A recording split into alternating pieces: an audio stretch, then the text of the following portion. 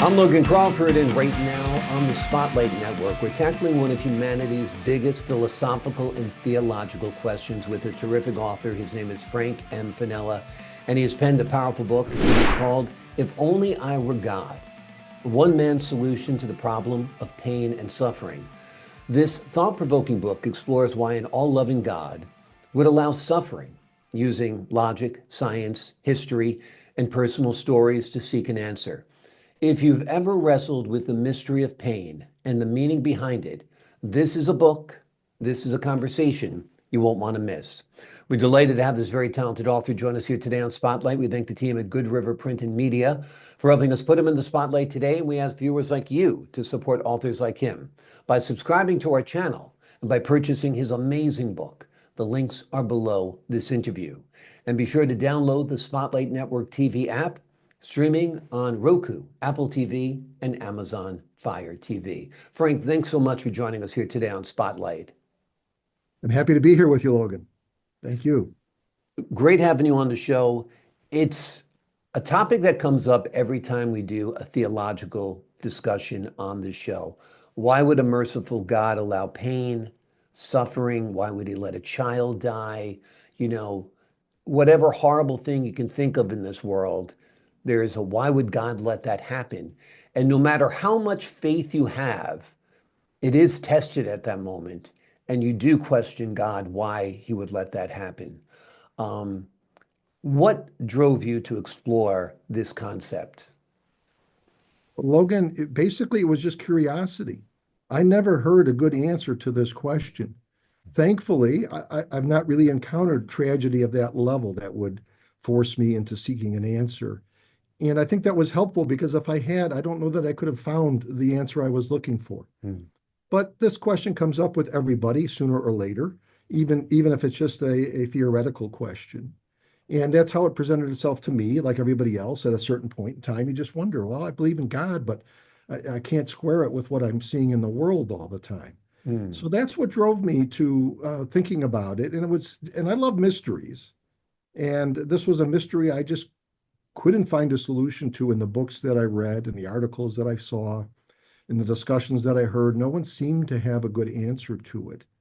And so at some point, it just wouldn't let go of me. So I just at some point decided to go internally on it and thought about it for a long time. What were some of the reasons you came up with? Well, the title of the book kind of hints at where the solution starts. If only I were God. Well, in one sense, it's a kind of accusatory, the title itself. But at the other hand, what it's really trying to point to is that we can't solve the problem logically from our pain. That's an obstacle. And when we get into that situation, it's not likely we're going to be able to handle an answer. The answer really has to come from putting ourselves in the shoes of God to the extent that we can and trying to figure out what he was dealing with that would allow such a problem to exist. So that's where I found the starting point. And basically what I came to understand was it's a creation problem. This problem of pain and suffering arises because of creation and what God was trying to accomplish in creation. So that was a starting point for me. When you say what was God trying to accomplish in creation, are you alluding to the independence that we have, the freedom that we have? Yes, in part. And then there's got to be a reason for that as well, because it's very obvious that God didn't need to create us. He doesn't have, by definition, he doesn't have need of us. Right. So what I thought was the case was that, well, he did it for our good. That's the only real reasonable explanation that we have. And so what would be the ultimate good that we could have? Well, I think the ultimate good and the reason he created us was to have a loving relationship with him. That would be our ultimate possible good. And that's out of his goodness what he wanted to create. In order to love, you have to have that independence. You have to have that freedom. There can't be love without freedom. And if I wanted to ask someone on a date or marry somebody, I have to ask them. That I can't force them. It's got to be a freedom on both sides to say yes or to say no. And it's really the same with God. There's got to be that freedom that we have to say yes or no to him. By his grace, he's already said yes to us. So now we have to be able to figure out how to find him and say yes and enter into a relationship with him. That takes freedom. Mhm. And that's where the creation problem arises. We have free will. I think we would all mostly acknowledge that we have free will. We exercise it all the time. You and I are here together freely. Uh, but we never stop to think about, well, what does it take to create freedom? How do you make it? It's not like making a table or a widget of some sort. It comes out to be extraordinarily difficult proposition. And so that's where you can begin to get some traction with this, with a logical answer to this problem. Yeah. I understand the concept of being free, and I am a Christian, and I do have faith, and I think there are some things we'll just never understand about God, because it's probably beyond our knowing and our understanding, the ability of our understanding. But you got to wonder, why would he allow, horrible diseases to exist? I mean, we could have freedom. We could be autonomous.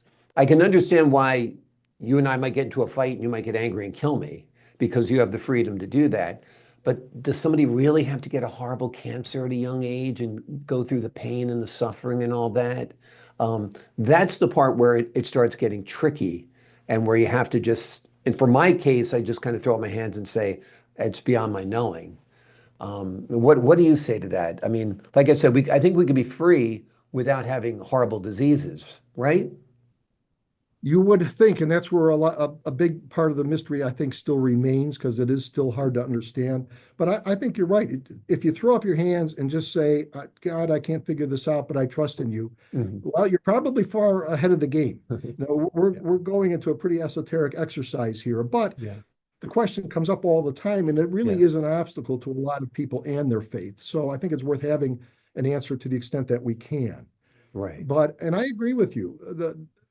The evil that comes from our free will is one question, and we Hmm. can understand that a little bit better because we're all Yeah. capable of it, frankly.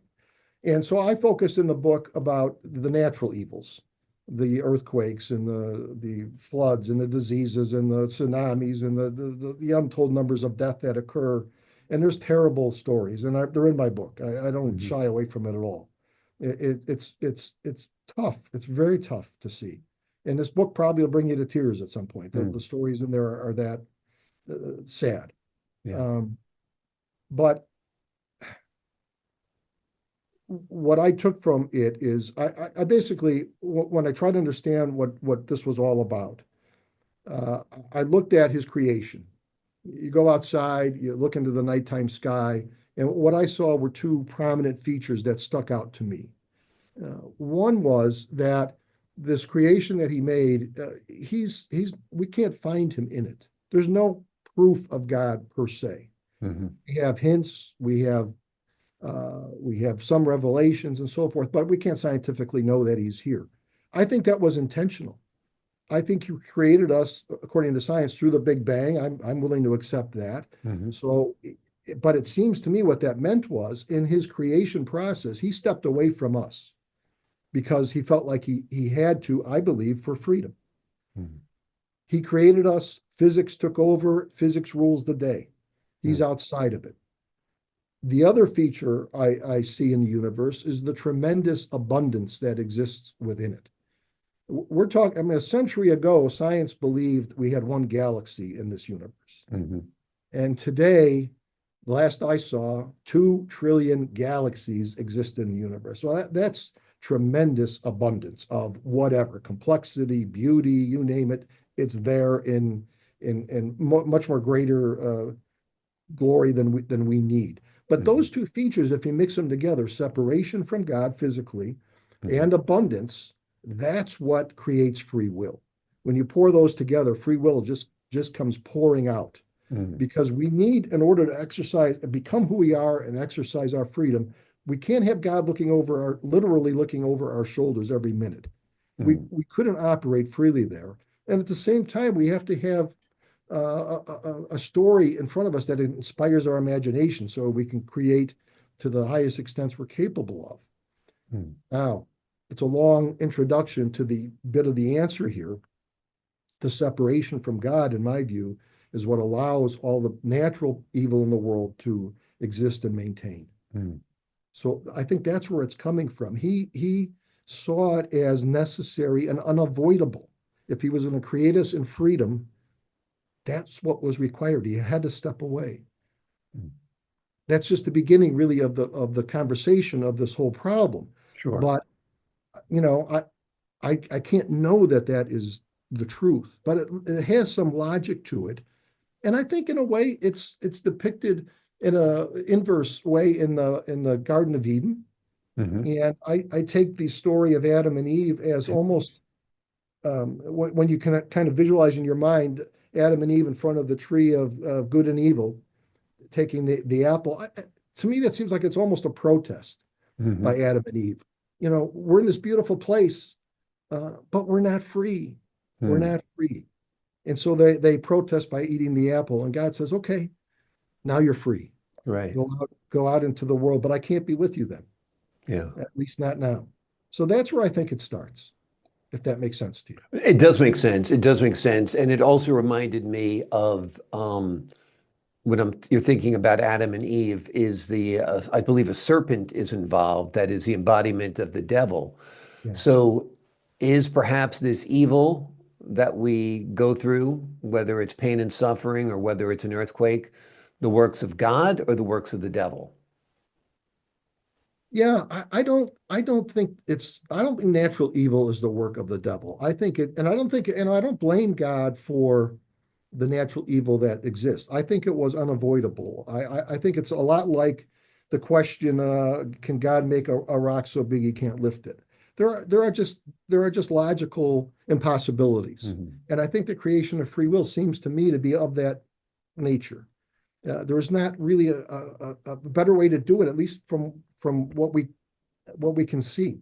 Yeah, Now, does that mean that there isn't some justification for it at the end of the day? Because obviously we hope for a better world at some point. right. Um, uh, does it mean that we can't pray to God and ask Him through our free will to come and help us out occasionally, and that at that point He has the ability to respond if he thinks it's uh, wise to do. And I think we have to defer to him in those ways where we can't know Yeah. what makes sense when he intervenes and when he doesn't intervene. Yeah. I was going to Um, ask you that before when you talked about the fact that there's a detached God in one way. Then is it worth praying?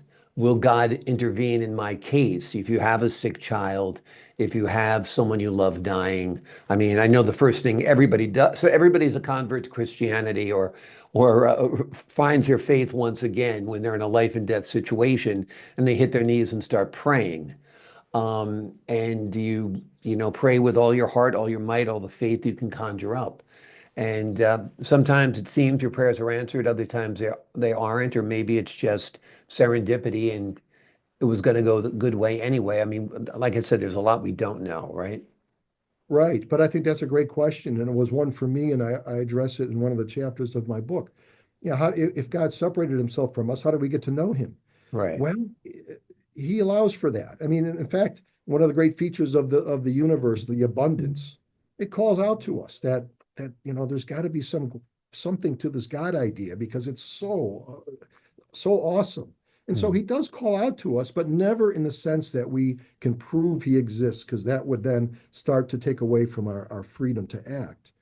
Hmm. So I do think we can, through revelation, in uh, uh, kind of a demure way. I mean, he can't overact Hmm. in our, but certainly the purpose of it, again, as we alluded to earlier, was to find him in a relationship of love eventually. So he's got to make himself known in some ways. And I think by reading the Bible, we see that he has, and through you know our spiritual side and religion and so forth, there is that outreach.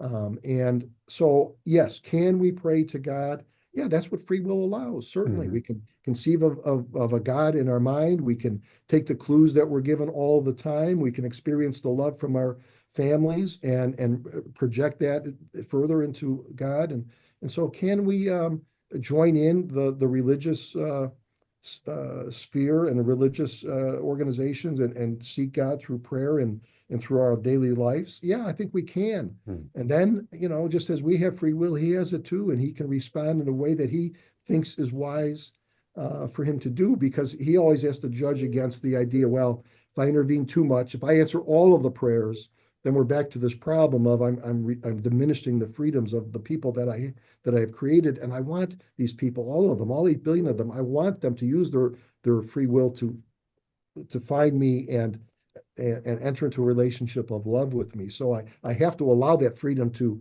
exist, because it's not about solving their problems. It's about entering into a relationship of love, whatever that means and whatever it brings. Mm.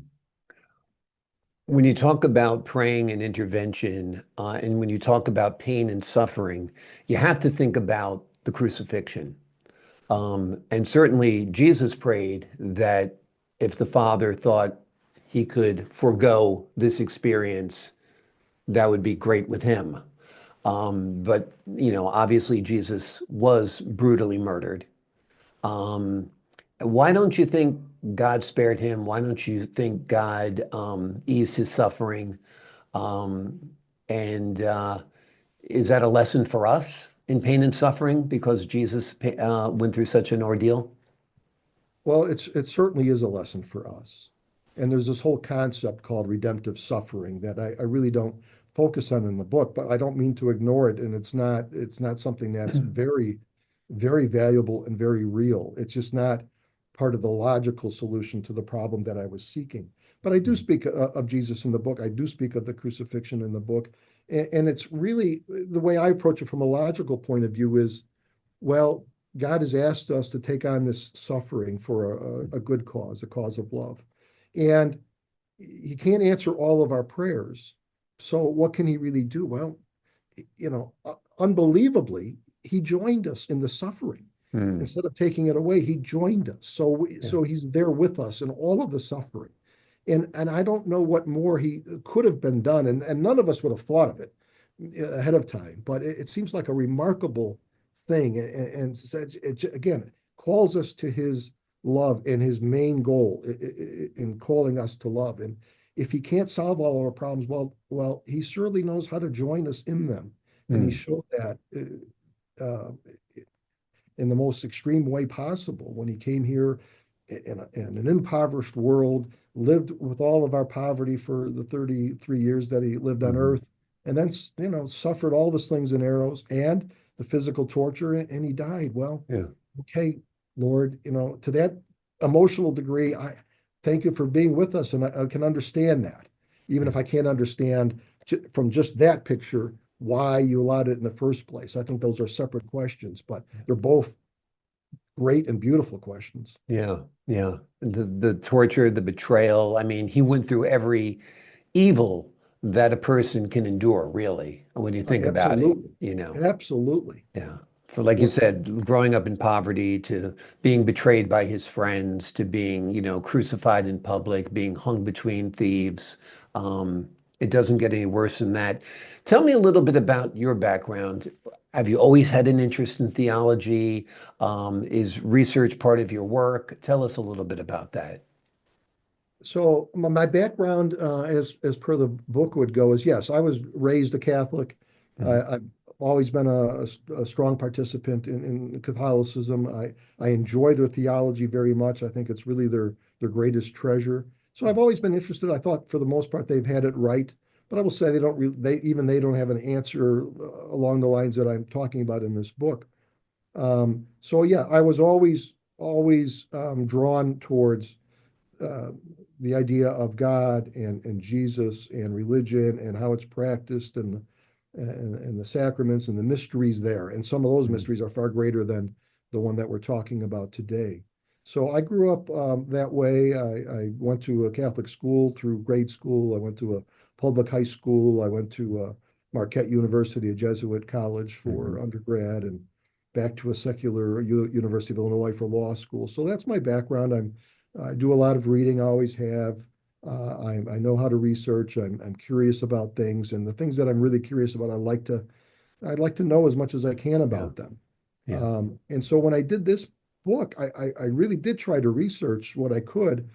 But when I first started thinking about it, it was in the early 80s, and there was no internet or Google, or there wasn't things to make it easy. So I Mm. went and tried to look into some books that purportedly talked about the subject, but frankly, I didn't find any that were very good then. Yeah. And shortly after that, I just decided, well, if the answers aren't forthcoming, I'm not hearing them in the sermons and the homilies, I'm not finding books that satisfy me, I'm just going to think about this. And I have the grace of perseverance and patience, I guess, and I just let it simmer in my mind for really a couple of decades, and Mm. bits and pieces of it started coming to me, as if I thought it was like a long, long prayer, and I was communicating with God, and every once in a while He would answer, and that's how it went until I had this picture in my mind as to what the answer looked like, and then I started researching some more, particularly about science and how it plays into creation. I read C.S. Lewis's Problem of Pain at that point. Mhm. And he addresses the problem as well, but he even admits he doesn't really have an answer. But yeah, but he had some nice thoughts about it. Mm. There's also another book that I read that I thought was really nice, and well written and beautiful. It was Annie Dillard's Holy the Firm. Not a well-known book, short, but really powerful. It gives, whereas I try to give the logical explanation of this really complex problem, she approaches it from the emotional side, and it's quite Mhm. beautiful. And I really appreciated that work of hers. Did you approach it as an attorney when you were writing this?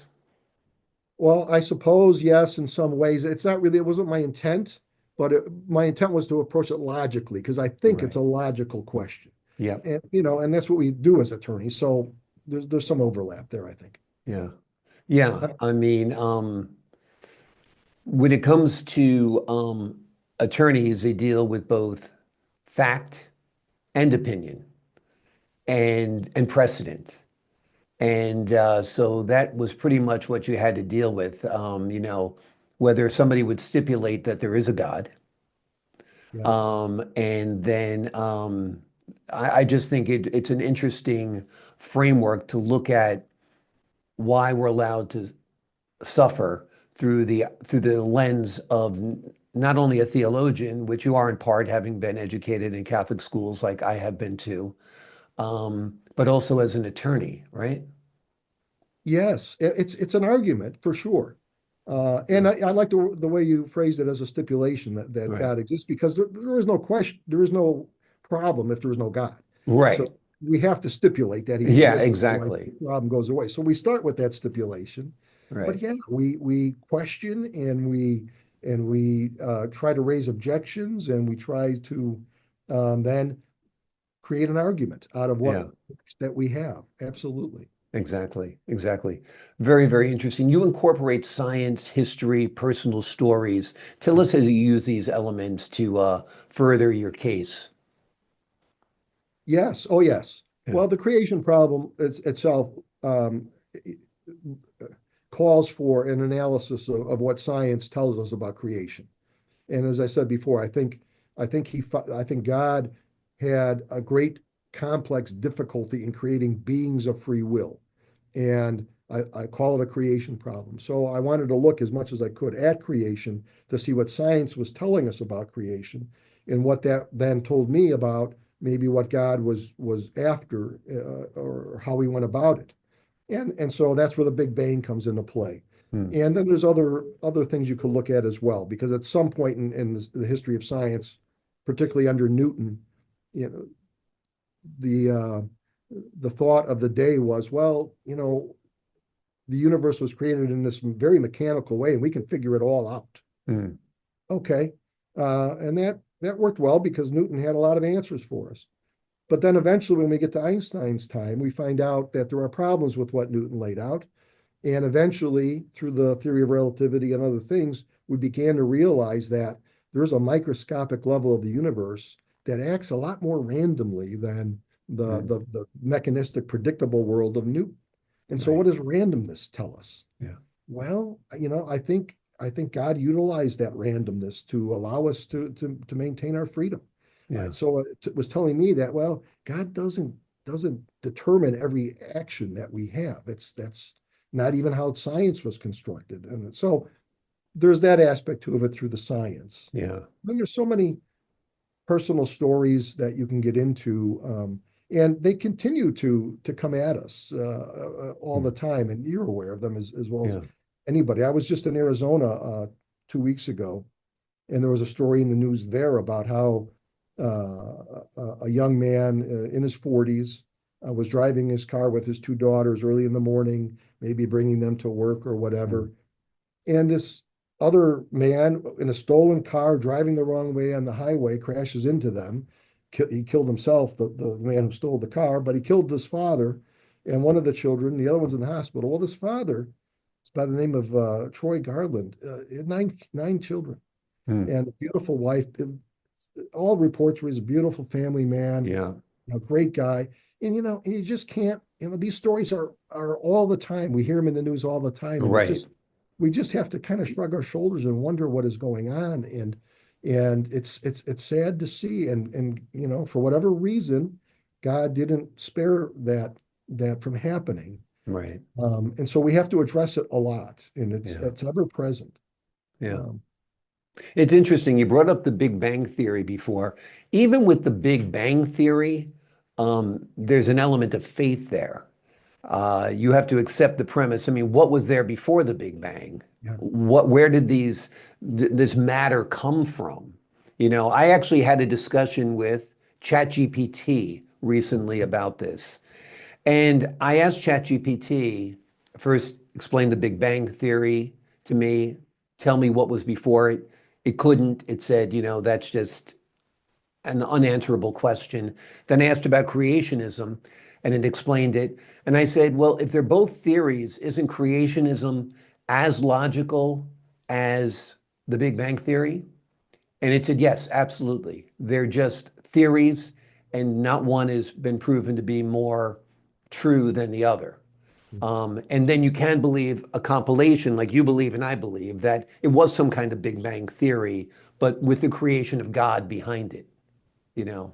So, absolutely. And I think that's a great point. And it's one of the points that really grabbed me when I was thinking my way through this problem. Science knows a lot about what happened, or so it says, mhm. after the Big Bang. Within a billionth of a second, they can Yeah, tell us how things went. Great, wonderful. I mean, it's terrific. But they have nothing to say about what happened before the Big Bang. yeah. And even to the point where a couple of them are saying it's we're never going to know. Some things are unknowable. And Mhm. I think that's a big admission for science. I think that's great. And I and Right. I think science and faith can work together if they can kind of recognize these things. But what grabbed me was it's unknowable. The word unknowable really grabbed me. Why is it unknown? Is there a point or purpose to something being unknowable? And again, for me, it's yeah. There's a. It's not just the maybe an atheist way out of knowing how the world was created, but there's purpose to something being unknowable. I think in this setting, Mhm. and again, it's that idea that well, God is not going to allow Himself to be proven because He respects that free will so much that the way we're not even going to be able to find out how certain things were done. Yeah. Because if we know God created the world, well, okay, then we really kind of change maybe our attitude in some ways. And that maybe prevents us from coming everything that we want to be in some ways because we're so now fearful of violating whatever we think God wants us to do. But so I Mhm. think that unknowability idea was really a wonderful idea that further bolstered this thought that God wants to be separated from us, even to that extent. Yeah. Very, very interesting. It's 180 degrees, but I got to mention this because I thought of it when I was reviewing your book, is Bruce Almighty. Have you ever seen that movie? I have not seen it. I'm aware of it. I've seen some highlights, but I haven't seen the whole thing. Jim Carrey is God. And he's overwhelmed by the responsibilities because he's literally deafened by all the prayers in the world. Yeah. And it kind of makes the case for kind of a hands-off God, that it would almost be an impossible process to answer all of these prayers. But now that I mentioned it, you're going to have to watch it. Bruce Almighty, it's a pretty interesting movie. And of course, it has Jim Carrey, so it's pretty funny as well.